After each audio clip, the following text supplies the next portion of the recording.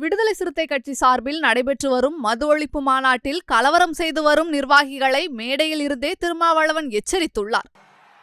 பெண்கள் அமர்ந்திருக்கிற இடத்துல நீங்க உங்களுக்கு பின்னால் அந்த பக்கத்தில் நிறைய இருக்கைகள் போடப்பட்டிருக்கு.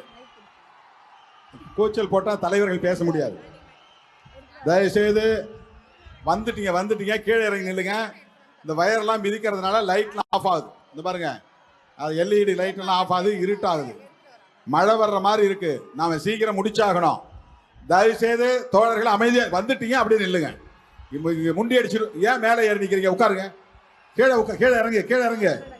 கீழே இறங்குப்பா. மாநாட்டை சீர்குலைக்கிற மாதிரி நடந்தக்கூடாது. தயவுசெய்து அமைதியா இருங்க. அடுத்து வரக்கூடிய பேச்சாளர்கள் இயற்கை சூழலை கருத்தில் கொண்டு ரத்தின சுருக்கமாக கருத்துக்களை பதிவு செய்ய வேண்டுமாறு கேட்டுக்கொள்கிறேன். அடுத்ததாக வாழ்த்துரையாற்றுவதற்காக தேர்ந்த பேச்சாளர், பல சர்வதேச விருதுகளுக்கு சொந்தக்காரர், இந்திய யூனியன் முஸ்லிம் லீக் கட்சியின் தேசிய மகளிர் அணி தலைவர் எஸ் ஃபாத்திமா முசாவர் அவர்களை அன்போடு அழைக்கிறோம்.